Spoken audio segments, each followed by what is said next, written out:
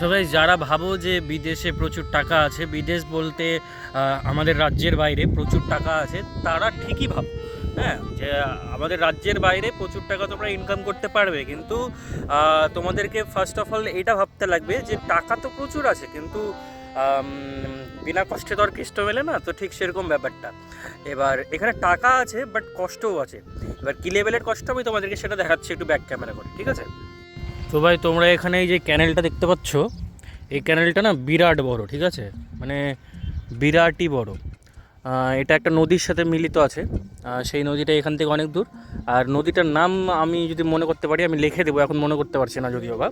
এখান থেকে নর্মদা নদীর প্রায় ডিস্টেন্স হতে পারে অলমোস্ট 1000 কিলোমিটার। তোমরা ভাবতে পারছো এটা কতটা বড়? আর শুধু গুজরাটে না, আরও অন্যান্য স্টেট যেরকম রাজস্থানেও এই ক্যানেলটা মানে ফেলানো আছে আর কি। দিয়ে থ্রুতে মানে সেই নদী থেকে জল ছাড়া হয়, তারপরে এই ক্যানেলে জল আসে। তবে আজ প্রায় 20 দিনের বেশি হয়ে গেল এই ক্যানেলে জল টল ছাড়েনি, যা একটু জল ছিল ওইটুকুই আছে।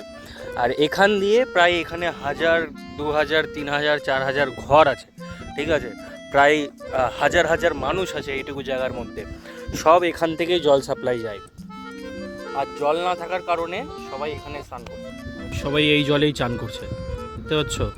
সবাই এই জলেই চান করছে ভাই। 10 দিন ধরে কোনো জল টল কিছু নেই, এই জল এইটুকুই যা জল আছে, ঠিক আছে। তো এটা অ্যাকচুয়ালি ছাড়ে, এটা অ্যাকচুয়ালি খেতিবাড়ির জন্য করা আছে এখানটায়। কিন্তু এই যে এখানে যতগুলো ঘর আছে মোটামুটি এখানে হাজার হাজার ঘর আছে, সেই হাজার হাজার ঘরে এখান দিয়ে জল সাপ্লাই যায়। 10 দিন হয়ে গেল মোটর বন্ধ, যার কারণে সবাই এখানে স্নান করছে। আর সত্যি কথা বলতে গেলে আমিও কিছুক্ষণ আগে এখান দিয়ে স্নান করে এলাম। কষ্ট ভাই, কষ্ট, টাকাও আছে, কষ্টও আছে। তোমাদের কাছে একটাই request, save water, save water, save water.